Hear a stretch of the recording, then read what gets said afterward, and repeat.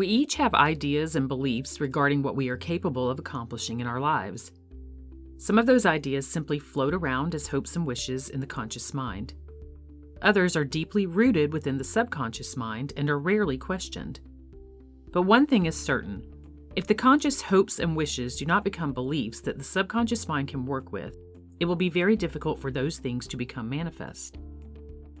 Both the conscious mind and the subconscious mind must align in agreement to create a successful outcome. You have a remarkable creative machine within you.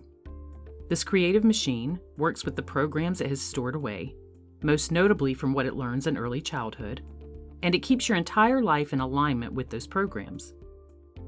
Your brain and nervous system work together as a part of your machine to send signals to and through you that keep you consistent with the programs that have been created within you. So you can see how it might become difficult to deviate from that course for any lasting amount of time when this is all done on an automatic and subconscious level. Your creative machine, which everyone has, works with goals. Your self-image is the main goal of your creative machine, and that main goal carries with it a myriad of other goals that branch off from it. The most important thing to note is that the machine within us will always work in alignment with the self-image, or the mental blueprint that we have about the sort of person we are. This is the overall idea of what you believe to be true about yourself regarding your abilities, what you're capable of achieving, your appearance, your personality, and anything else that makes up your personal identity. This self-image is built in. It's automatic. And the creative machine always keeps it as a successful component of who and what you are. In other words, it's your internal guidance system that makes you successful at maintaining your self-image, no matter what that self-image is, unless given instructions to alter that self-image, in which case it will automatically go to work to accomplish the new set of parameters given, and it will be successful at that. Sometimes the goals that the creative machine has to work with aren't in alignment with your desires and wishes. Nonetheless, it will consistently work towards those goals. If those goals aren't in agreement with what you truly want, you must put new goals into your creative machine so that it can be successful with that. It's the very primal part of you that attempts to keep order and protect you, and it will sometimes do so at the detriment of what you truly want from life.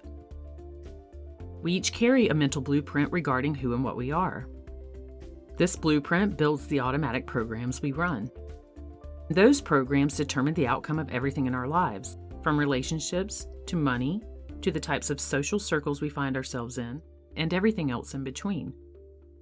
We imagine creating something to be true about ourselves and the type of life we live, and then it's enacted automatically through our feelings, actions, thoughts, and behavior. Consequently, our success and wealth, or lack thereof, are a direct result of the creative machine's program. It's the way we're designed.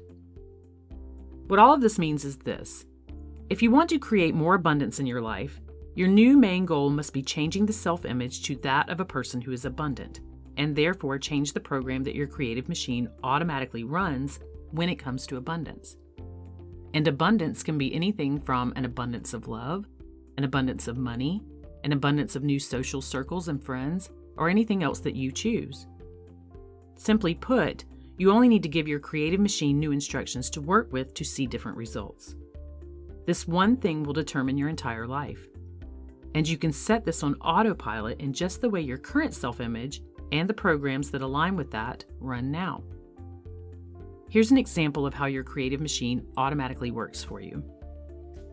Let's say you think of yourself as a great baseball player. When you attempt to hit a ball, your creative machine will do most of the work for you. You see a ball being pitched to you, and then you just swing and run.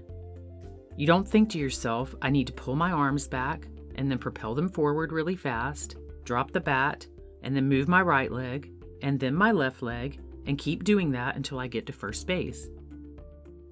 Hitting the ball, how to run, and how far to run happens automatically. This comes from the subconscious part of you, what I refer to here as your creative machine. And it comes from what you've learned throughout your lifetime, and then it does the work automatically for you. It's really quite remarkable the amount of information and speed with which it operates. It only needs your senses to feed it information, And then it instantaneously processes that information through the self-image it has of you and does all of the automatic thinking and animation of your body to create the outcome as related to that self-image. If you felt that you were not very good at playing baseball, you would rarely even hit the ball, much less have the opportunity to run to first base. Your creative machine would work against you because of what you believe to be true about yourself. You might have the occasional success, but it would be rare. This amazing machine within you would image your goal of being a bad baseball player and, once again, do all of the automatic thinking and animation of your body to create that outcome. You might try to hit the ball, but your creative machine would have the goal of missing and do everything it could to make that the reality. You, as well as everyone else, gets to live the reality of the parameters of your mind. In essence, you're not necessarily bad at baseball. It's simply that your program has a different goal to work with. It's not so much that you use your mind in a way that is wrong. It's simply that you don't use your mind consciously very often. It uses you. And this works the same way when it comes to any goals we have in our lives. The baseball example gives you a good idea of how your creative machine can either work for you or against you. Its job is to work towards the goal, whatever the goal is that's been created throughout your lifetime, even if those goals and programs were instilled without you even being aware of them. But here's the good news. We have the power to select new programs that work towards any new goals we choose.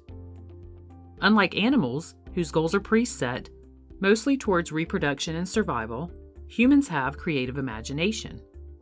This means we are creators. We can create new goals and outcomes with our imaging abilities. This gives new goals to the creative machine to create automatic programs to use that line us up with those things.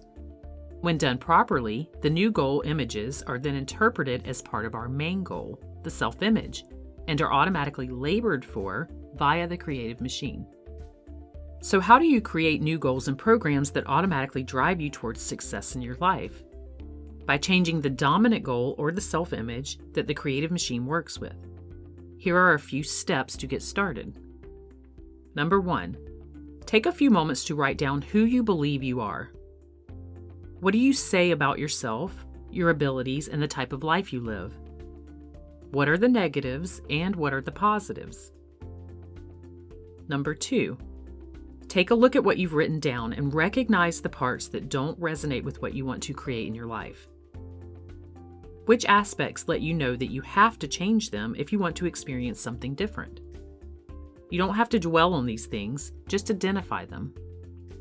Number 3, once you've identified these things, redefine those parts by writing them in a way that aligns you with who you now choose to be. This is as simple as changing the negative things you say about yourself and reframing them into positives. Read these new positive statements to yourself daily until your mind begins to accept them as true.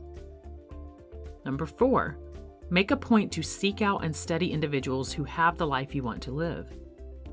Pinpoint the qualities in them that might be different than the qualities you have, and begin to consciously adopt those things into your own life. Don't compare yourself and your life to these individuals. Rather, make the point to become that type of person who has the things you want. Number 5, visualize yourself often as this new you.